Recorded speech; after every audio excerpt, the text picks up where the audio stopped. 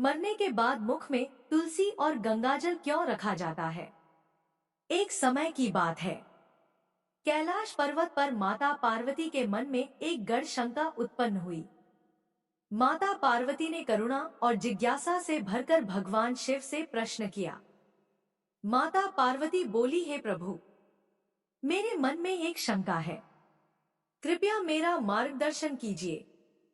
जब कोई मनुष्य मृत्यु के पश्चात अपने मुख में तुलसी पत्र और गंगाजल प्राप्त करता है तो उसका क्या प्रभाव होता है, और जो मनुष्य जीवन भर प्रतिदिन तुलसी में जल अर्पित करता है उसे कौन कौन से पुण्य फलों की प्राप्ति होती है? माता पार्वती का यह प्रश्न सुनकर भगवान शिव मंद मुस्कान के साथ बोले, हे देवी, तुमने जो प्रश्न किया है वह केवल तुम्हारे लिए नहीं अपितु समस्त मानव जाति के कल्याण हेतु अत्यंत उपयुक्त है। तुलसी और गंगाजल का महत्व अत्यंत गूढ़ और पावन है। मैं तुम्हें इससे संबंधित एक पवित्र कथा सुनाता हूँ, तुम इसे ध्यान पूर्वक सुनो। माता पार्वती हाथ जोड़कर बोली, हे प्रभु, मैं इस कथा को पूर्ण श्रद्धा और ध्यान से सुनूंगी और लोक कल्याण के लिए इसका प्रसार भी करूंगी। तब भगवान शिव ने कथा का आरंभ किया। शिवजी बोले, हे देवी, प्राचीन काल में गंगा तट के समीप एक घना वन था। उसी वन के किनारे एक भील परिवार निवास करता था। उस परिवार में 5 भाई और उनकी एक छोटी बहन रहते थे। उनके माता पिता का देहांत किसी गंभीर बीमारी के कारण हो गया था। इसलिए पांचों भाई अपनी छोटी बहन के साथ ही जीवन यापन करते थे। वह बहन आयु में सबसे छोटी थी, किंतु हृदय से अत्यंत पवित्र और मेरी अनन्य भक्त थी। प्रतिदिन प्रातः ब्रह्मा मुहूर्त में उठकर वह सबसे पहले स्नान करती, फिर श्रद्धा से तुलसी माता को जल अर्पित करती। वह नित्य तुलसी की परिक्रमा करती, दीप जलाती और मन ही मन भगवान का स्मरण करती थी।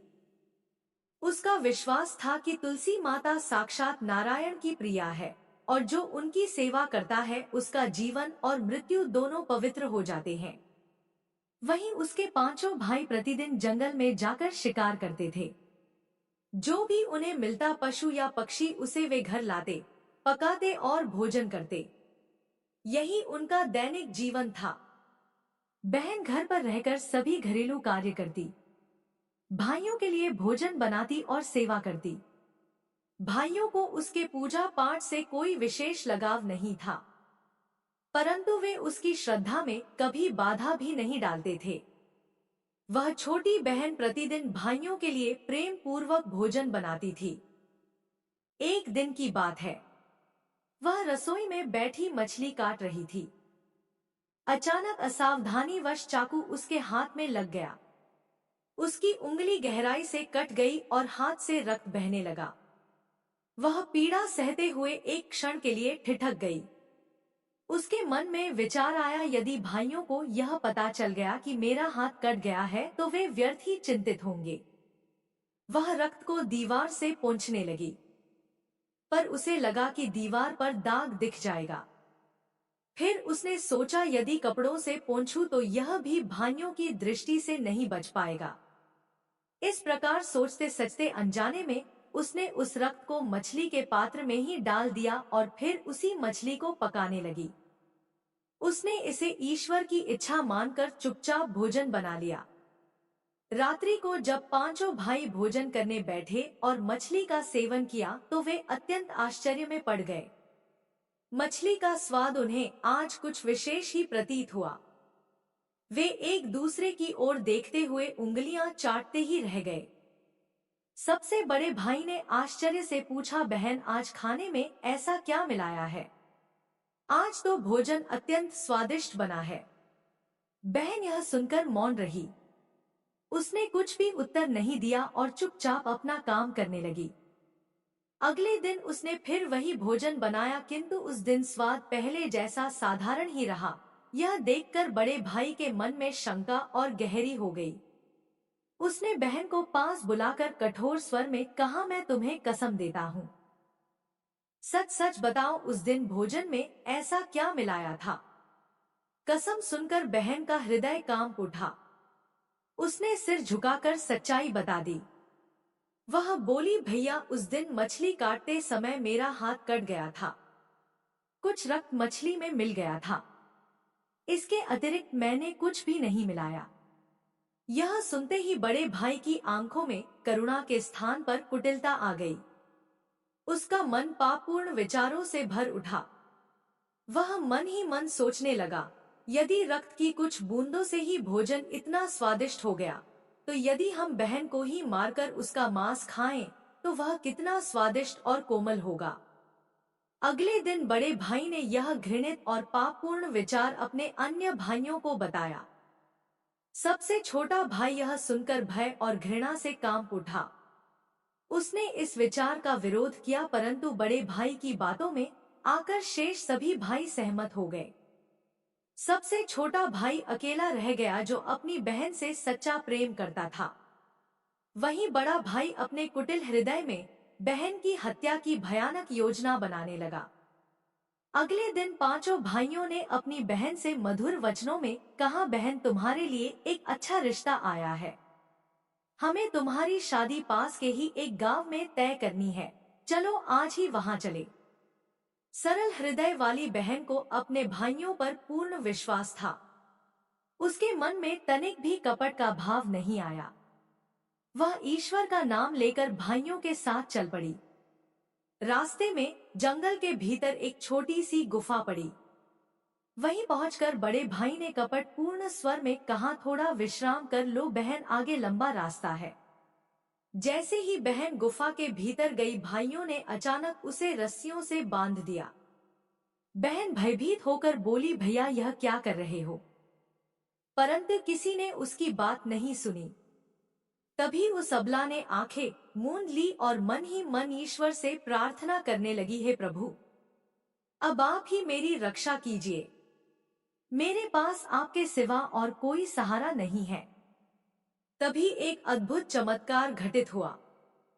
सबसे बड़े भाई ने बाण उठाया और बहन की ओर चलाया, परंतु उसका निशाना बार बार चूक गया। वह जितनी बार बाण चलाता, हर बार बाण इधर उधर जा गिरता। इसके बाद दूसरे, तीसरे और चौथे भाई ने भी एक एक कर बाण चलाए, पर किसी का भी निशाना सफल ना हो सका। मानो कोई अदृश्य शक्ति उस बहन की रक्षा कर रही हो। तब बड़े भाई ने क्रोध में आकर सबसे छोटे भाई से कहा, अब तू बाण चला। सबसे छोटा भाई कांपते स्वर में बोला, भैया मैं यह पाप नहीं कर सकता। वह हमारी सगी बहन है। यह सुनकर चारों भाइयों ने उसे धमकाया, यदि तूने बाण नहीं चलाया तो हम तुझे ही मार डालेंगे। यह सुनकर बहन का हृदय पिघल गया। उसने आंसू भरी आंखों से आकाश की ओर देखा और बोली, हे प्रभु, अब आप मेरे छोटे भाई की रक्षा कीजिए। यदि किसी का प्राण जाना ही है तो मेरे प्राण ले लीजिए। जैसे ही उसने यह कहा, सबसे छोटे भाई के हाथ से छूटा बाण बिना किसी निशाने के ही सीधे उसकी बहन के हृदय में जा लगा। क्षण भर में वह भूमि पर गिर पड़ी। उसके मुख पर ना कोई पीड़ा थी ना भय, केवल ईश्वर पर अटूट विश्वास की शांति थी। चारों निर्दयी भाइयों ने अपनी ही सगी बहन के शरीर को काटा, उसका मांस पकाया और आपस में बांटकर खा लिया। अंत में उन्होंने सबसे छोटे भाई को उसकी बहन का सिर खाने को दे दिया। सबसे छोटा भाई भीतर ही भीतर टूट गया। उसकी आंखों से आंसू बह रहे थे, पर वह कुछ कह भी नहीं सकता था। उसने चुपचाप अपने वस्त्रों में छुपाकर रखे मछली के एक टुकड़े को ही अपने भोजन में मिला लिया। बहन के सिर, हाथ और पैरों के टुकड़ों को उसने अपने पात्र के नीचे एक छोटा सा गड्ढा खोदकर उसमें दबा दिया। इसके बाद सभी भाई उस स्थान से चले गए। अगले दिन सबसे छोटा भाई अकेले उस स्थान पर लौटा। उसका हृदय अपराध बोध और शोक से भरा हुआ था। उसने अपनी बहन की स्मृति में वहीं एक बांस का पौधा लगा दिया और प्रतिदिन उसे जल देने लगा। वह बांस उसकी बहन की तरह ही धीरे धीरे बढ़ने लगा। कुछ दिन बीत जाने पर एक दिन एक साधु उस स्थान से गुजरते हुए उस बांस के पास मल मूत्र त्यागने के लिए गए। तभी अचानक उस बांस के भीतर से एक करुण स्वर सुनाई दिया। हे साधु महाराज, कृपया इस स्थान को अपवित्र ना करें। यह सुनकर साधु अत्यंत आश्चर्यचकित रह गया। उसने चारों ओर देखा पर वहां कोई दिखाई नहीं दिया। तब साधु ने विचार किया कि यह कोई साधारण बांस नहीं, इसमें अवश्य ही कोई दिव्य रहस्य छिपा है। साधु ने उस बांस का एक टुकड़ा काट लिया और उसे अपने साथ ले गया। कुछ समय बाद उसने उसी बांस से एक सुंदर बांसुरी बना ली। अब जब भी वह साधु उस बांसुरी को बजाता तो उसमें से एक स्त्री की अत्यंत मधुर, करुण और भक्ति भाव से भरी हुई गायन ध्वनि निकलती। लोग उस स्वर को सुनकर भाव विभोर हो जाते। धीरे धीरे वही साधु उस बांसुरी को बजाकर अपना जीवन यापन करने लगा। कुछ समय पश्चात वह साधु उसी क्षेत्र में भ्रमण करते हुए सबसे बड़े भाई के घर पहुंचा। जैसे ही वह साधु उस द्वार के समीप पहुंचा, बांसुरी स्वयं बज उठी और उसमें से स्पष्ट स्वर आया, यही वह दुष्ट है जिसने मेरी हत्या की थी। यह सुनते ही बड़ा भाई भय से कांप उठा। वह घर के भीतर से दौड़ता हुआ बाहर आया और बिना कुछ कहे साधु को अपने द्वार से आगे भगा दिया। इसके बाद साधु क्रमशः दूसरे, तीसरे और चौथे भाई के घर पहुंचा। हर बार बांसुरी से वही करुण स्वर निकलता और हर बार वे भाई भयभीत होकर साधु को अपमानित करके भगा देते। अब साधु को कुछ समझ में आने लगा कि जिस स्त्री की आत्मा इस बांसुरी में वास कर रही है, उसका इन लोगों से अवश्य ही कोई गहरा संबंध है। परंतु साधु एक साधारण सन्यासी था। वह किसी को दंड देने में असमर्थ था। अंततः साधु पांचवें अर्थात सबसे छोटे भाई के घर पहुंचा। जैसे ही वह उस द्वार के सामने खड़ा हुआ, बांसुरी स्वयं बज उठी और उसमें से स्वर आया, यही मेरे प्रिय भाई का घर है। घर के भीतर बैठा वह भाई यह स्वर सुनते ही चौंक उठा। वह अपनी बहन की आवाज पहचान गया। वह दौड़ता हुआ बाहर आया, पर वहां उसने एक साधु को बांसुरी लिए खड़ा देखा। साधु ने कहा, वत्स, यह स्वर इस बांसुरी से निकलता है। यह सुनकर वह भाई फूट फूट कर रो पड़ा और हाथ जोड़कर साधु से बोला, महाराज, कृपया यह बांसुरी मुझे दे दीजिए। इसमें मेरी बहन की आत्मा वास करती है। साधु ने उस भाई की करुणा और पवित्र हृदय को देखकर बिना किसी संकोच के बांसुरी उसे सौंप दी और मौन भाव से वहां से चला गया। अब जब वह भाई अकेले में उस बांसुरी को बजाता तो उसमें से उसकी बहन की मधुर आवाज आती है, भाई, मुझे ज्ञात है कि तुम मुझसे सच्चा प्रेम करते हो। तुम्हारा हृदय निर्मल है। यदि तुम मेरी आत्मा की मुक्ति चाहते हो तो प्रतिदिन अपने घर की तुलसी माता में जल अर्पित करो और भगवान श्री हरि विष्णु की नित्य श्रद्धा पूर्वक पूजा करो। यही मेरे उद्धार का मार्ग है। अपनी बहन की यह वाणी सुनकर वह भाई भाव विभोर हो गया। उस दिन से वह नित्य प्रातः तुलसी माता को जल अर्पित करने लगा। घर में भगवान विष्णु की पूजा पाठ करने लगा और सदा अपनी बहन की आत्मा की शांति के लिए प्रार्थना करता रहा।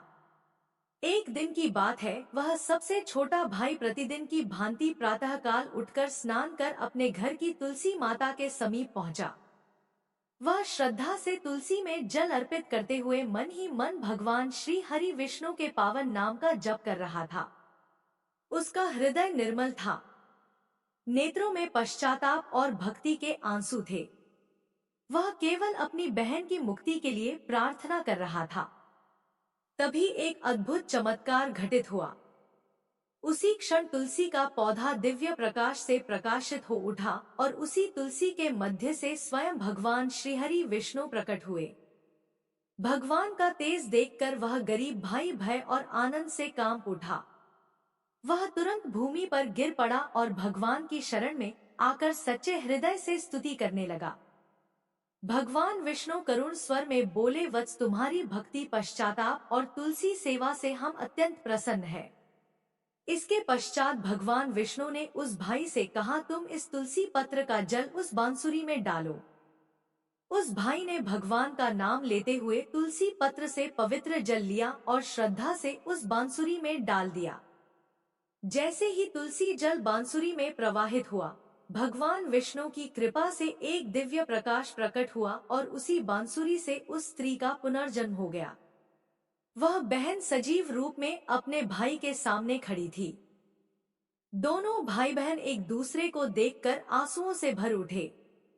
इसके पश्चात भगवान विष्णु ने उन दोनों भाई बहन को तुलसी से संबंधित अत्यंत महत्वपूर्ण और कल्याणकारी ज्ञान प्रदान किया। भगवान बोले, तुलसी को देवी लक्ष्मी का ही स्वरूप माना गया है। जहाँ तुलसी का वास होता है वहाँ दरिद्रता और अशांति नहीं टिकती। जो मनुष्य प्रतिदिन श्रद्धा से तुलसी में जल अर्पित करता है, उसके जीवन की अनेक बाधाएं दूर हो जाती है। सुख, शांति और धन का आगमन होता है। तुलसी में जल अर्पित करते समय मस्तक पर चंदन का तिलक धारण करना अत्यंत शुभ और फलदायी माना गया है। तुलसी में जल चढ़ाने का उत्तम समय सूर्योदय से लेकर उसके 2 से 3 घंटे तक का होता है। इस समय किया गया पूजन अनेक गुना पुण्य प्रदान करता है। यह कहकर भगवान विष्णु अंतर्ध्यान हो गए। तब भगवान शिव माता पार्वती से बोले, हे देवी, यही कारण है कि मृत्यु के समय मनुष्य के मुख में तुलसी पत्र और गंगाजल रखा जाता है। यह आत्मा को पवित्र कर उसे बैकुंठ धाम की ओर अग्रसर करता है। जो व्यक्ति जीवन भर तुलसी की सेवा करता है, उसे मृत्यु के पश्चात भय नहीं होता और उसे मोक्ष का मार्ग प्राप्त होता है। माता पार्वती यह दिव्य कथा सुनकर अत्यंत प्रसन्न हुई और उन्होंने लोक कल्याण के लिए इस ज्ञान के प्रसार का संकल्प लिया। तुलसी सेवा, विष्णु भक्ति और शुद्ध कर्म यही मानव जीवन के 3 श्रेष्ठ आधार हैं। जो इन्हें अपनाता है उसका जीवन भी पवित्र होता है और मृत्यु भी मंगलमय बन जाती है। भगवान शिव माता पार्वती से आगे कहते हैं, हे देवी, तुलसी माता की सेवा के भी कुछ नियम हैं जिन्हें जानना और मानना अत्यंत आवश्यक है। भगवान शिव बोले, रविवार के दिन तुलसी के पौधे में जल अर्पित नहीं करना चाहिए क्योंकि यह दिन तुलसी माता के विश्राम का माना गया है। मंगलवार के दिन तुलसी में जल अर्पित करने से भगवान श्री हरि विष्णु और देवी लक्ष्मी दोनों ही अत्यंत प्रसन्न होते हैं। जो मनुष्य प्रतिदिन प्रातः स्नान करने के पश्चात श्रद्धा और पवित्र मन से तुलसी माता को जल अर्पित करता है, उसके जीवन से धीरे धीरे दुर्भाग्य दूर होने लगते हैं और सौभाग्य, सुख, शांति का आगमन होता है। तब भगवान शिव गंभीर स्वर में कहते हैं, हे देवी, मृत्यु ही जीवन का परम और अटल सत्य है। जो जन्म लेता है उसकी मृत्यु निश्चित है। मृत्यु के उपरांत मनुष्य का विधि विधान से अंतिम संस्कार करने का विधान इसलिए है ताकि आत्मा को अपने पुराने शरीर से पूर्ण मुक्ति मिल सके और वह नए शरीर को धारण करने की यात्रा पर अग्रसर हो सके। जब आत्मा मोक्ष को प्राप्त करती है तो उसे समस्त पापों और बंधनों से मुक्ति मिल जाती है। भगवान शिव आगे कहते हैं, मृत्यु के समय व्यक्ति के मुख में गंगाजल अवश्य डालना चाहिए क्योंकि गंगाजल कभी खराब नहीं होता और यह स्वयं में दिव्य शक्ति से युक्त होता है। गंगाजल की केवल कुछ बूंदें ही मृत्यु उपरांत आत्मा के लिए मोक्ष के द्वार खोल सकती हैं। मृत्यु के समय गंगाजल मुख में डालने से व्यक्ति को शारीरिक कष्ट कम होते हैं, मन शांत होता है और उसे एक सहज, सरल और पीड़ा रहित मृत्यु प्राप्त होती है। भगवान शिव कहते हैं, यदि मृत्यु के समय व्यक्ति के मुख में तुलसी की पत्तियां रखी जाएं तो मरने वाली आत्मा को भगवान श्रीहरि विष्णु का विशेष आशीर्वाद प्राप्त होता है। तुलसी संसार की मोह माया को काट देती है। उस समय शरीर के सभी कष्ट शांत हो जाते हैं और आत्मा सभी बंधनों से मुक्त हो जाती है। यहाँ तक कि यमलोक में जो कष्ट देने वाले यमदूत और राक्षस होते हैं, वे भी तुलसी का नाम सुनते ही शांत हो जाते हैं। यमलोक का मार्ग सरल बना देती है और बैकुंठ की ओर ले जाने वाला पथ खोल देती है। इसलिए हे देवी, मोक्ष की प्राप्ति के लिए ही मृत्यु के समय गंगाजल और तुलसी का सेवन कराया जाता है। जो व्यक्ति जीवन भर तुलसी की सेवा करता है, भगवान विष्णु की भक्ति करता है, उसकी मृत्यु भयावह नहीं होती, बल्कि वह ईश्वर की गोद में जाने जैसी होती है। माता पार्वती भगवान शिव की यह दिव्य वाणी सुनकर अत्यंत प्रसन्न हुई और उन्होंने इस ज्ञान को समस्त लोकों में फैलाने का संकल्प लिया। तुलसी केवल एक पौधा नहीं, वह मोक्ष का द्वार है। गंगाजल केवल जल नहीं, वह मुक्ति का अमृत है। दोस्तों, यदि आपको यह कथा अच्छी लगी हो तो कृपया वीडियो को लाइक करें, अपने मित्रों और परिवार के साथ साझा करें और ऐसे ही धार्मिक एवं पौराणिक कथाओं के लिए हमारे चैनल को सब्सक्राइब अवश्य करें। जय तुलसी माता।